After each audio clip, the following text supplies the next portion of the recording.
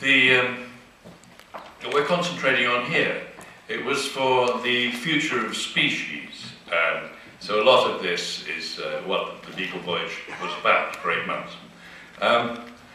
But it was publicly funded, and every morning in my cabin, I didn't pray to God, but I did say, thank you to the tax-paying citizens of the Netherlands. It's an amazing thing that that kind of support is there, 12 million euros, for a huge nature project. And I took home from it mostly a feeling of fantastic optimism, hope, because every coastal city, everywhere we called, well, I would visit the local natural history museum if there was one, but we'd also make contact with organisations like this, the zoo and organisations for nature, and of course one gets a skewed picture. But I thought, even in the poorest places around the world, there was a great change in attitude. Public opinion is swinging behind organisations that are still spear point like this. But I'm sure that public opinion is changing. And Darwin knew this process and describes it beautifully. And the main example, I think, we could compare this movement with is the final abolition of slavery. And as he says, slavery, although in some ways beneficial during ancient times, is a great crime. Yet it was not so regarded until quite recently, even by the most civilized nations. It took dedicated people, as we've just seen here, people who produce this extraordinary semi-obsessive work, love of something besides themselves, to finally bring about the abolition of slavery. A tremendous battle. And I think that he's right. That part of the reason here, the great emphasis on education, and the young people we've seen, the young heroes, not O Hanlon's heroes, are all old and most of them are dead, but there was the future, a wonderful thing to say. And as Darwin again says in The Descent of Man, the wishes and opinions of the members of the same community, expressed at first orally, but later by writing also, either form the sole guides of our conduct or greatly reinforce the social instincts. Well, all this effort is going to be worth it, I'm absolutely convinced. We are altering the social instincts, movements for the future of the plants and animals on our planet and in the seas. And, well, we have a lot to fight against, as Saba knows. A little gorilla that I adopted in the Congo, I think after about 5 months of journeying, in this particular village, which was a very rough, warlike place, this little gorilla was being played with by the children, his mummy being speared in front of him, cut up into steaks. And I do understand the logic of it. This is the things that we have to alter, just an example. So I was told, I said, you really shouldn't kill gorillas. And this man with me, outraged with some justice, and said, but you come from the West, you're all stinking rich. Your land must be packed with gorillas. So that's one problem. And the other I quite understood too, that you eat a gorilla when you're planning on a low-level war with your next-door group of people, tribe. And if you eat gorilla meat, you become strong as a gorilla. And if you really believe that, it works. And I thought, well, yes, I used to think, why in Oxford am I forced to go to all these boring lectures by these old professors, people like me now? Wouldn't it be much easier just to eat their brains and be done with it? Get all your money.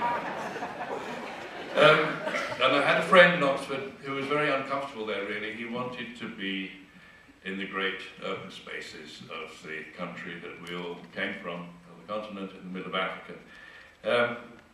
Now, his name was Iain Douglas Hamilton, and he, in the long run, has done more to save the African elephant, of course, than anyone on earth. And his tutor, we shouldn't forget, I would never forget, he's one of my heroes, called Niko Tinbergen, a great Dutchman who went to Oxford and transformed the whole study of biology in England and in America with his emphasis on animal behaviour and his own wonderful work. Well, he was very tolerant, and he was the supervisor of Iain. And Iain was in a panic one night. He rang me up, and he didn't have to fill in the details. I think it's obvious he was far too aristocratic to own a suit. Only the middle classes own a suit in England. Well, I brought mine here, but I was told not to put it on because no one would know who I was. And in that bag is the very suit that Iain Douglas Hamilton wore to win his viva and his doctorate, a remarkable piece of work on animal behaviour as applied to the African elephant. He always thought big. And he was in love, still is, with his wife now, Aurea, she's called. Now, she was a very different character. My wife in Oxford at that time, she had made beautiful clothes, and mostly silk, but Aurea wanted very special garments in suede. Now, in this building in the corner of the street in Oxford, I had a room at the top, and this story is worth waiting for. I could look down, and there was a narrow lane leading up. Now, the vans for this department store had to reverse in. There was no beep, beep, beep in those days. And then drive out as well. And there was plenty of room for two to pass. And it happened all day long. And so I'm looking down, and on the corner is actually the shop called Anna Belinda. And you could look in, big glass windows and all the beautiful clothes. And on the right there was the fitting room. Where when you were naked, perhaps you were supposed to stay in it. But Aurea, she was so delighted that her suede bra and her panties fitted so exactly that she came out, prancing round the shop, waving them over her head and shouting, "They fit!" And I was looking down, and there was one van reversing out of the department store and the other driving in, and the drivers, well, as I would have done, were looking into the plate glass window. And it's amazing. I mean, over 5-6 miles an hour, the damage you can do when two vans collide. Absolutely crumpled them up. And the two drivers got out, and they were still looking through the window. And I wonder what they're going to tell the boss. And Aurea, of course, absolutely delighted, as I found out later. So that's the point of the story, is that I think for really great conservationists, as the theme has been here, for individuals who will change the world, their parents have a lot to do with it, I think. There's Iain Douglas Hamilton, a really great, serious, obsessive conservationist, and a woman just packed with energy. And what is the result? Here you have it. Walton's girl, Saba.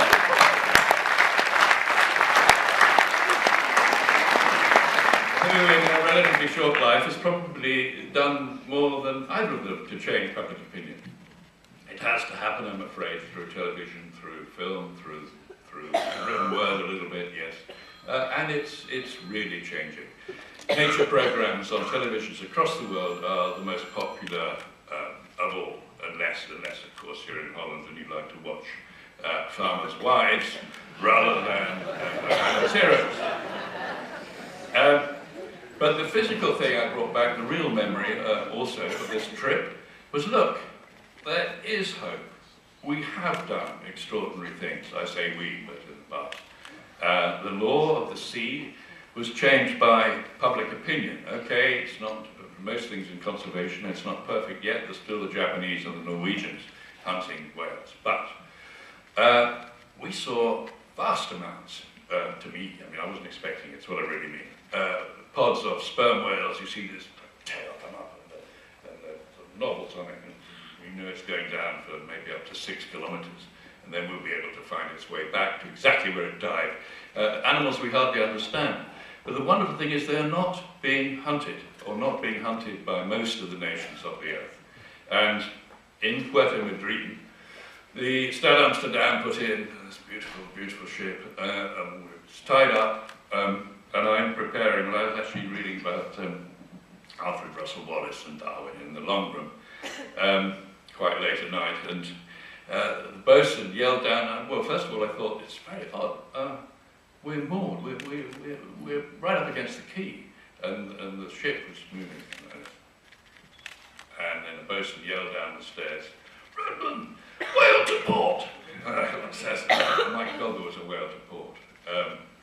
It wouldn't impress a wonderful photographer of the year, because it was a southern right whale, so called because when they're harpooned they float, and so its name lives with it, but it's no longer being harpooned. So that in itself is a wonderful thing. And there she was. I knew it was a she because the calf was beside her, and the calf weighs 3 to 4 tons at birth, so well, it must be painful. But she'd got an itch. She'd got a terrible itch. She'd get, scratching herself, and the ship was going, woof. So that's what it was. And then she just swam off, and I thought, it just seemed so miraculous in the lights of the harbour. And sometimes there are so many female right whales in this bay that it's difficult to bring a ship in. They're doing really very well, but well, there's a problem with krill perhaps. But we cling to these stories that are really magnificent success stories. And when I was first taken, this is the last story, I wrote myself, and we taken ashore at Patagonia, and there is this vast penguin colony of Magellanic penguins. Now, there were actually 2 huge colonies, 300,000 pairs in each. And I said to the guy, well, why do you think 1830s? Why didn't Darwin mention this? You know, maybe he's not a very good observer. Couldn't possibly have missed this. And he said, what do you mean? The first pair, they come in 1950. See? They've been brought back to. And then you could see again, like the name of the southern right whale, you could see the past, the horror that we've defeated.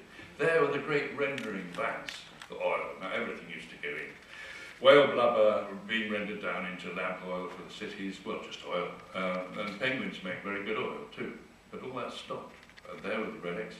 And I think that in the future, well, we've seen the future. They would be my young heroes, and Saba's a bit of a hero, I mustn't say heroine, of course. And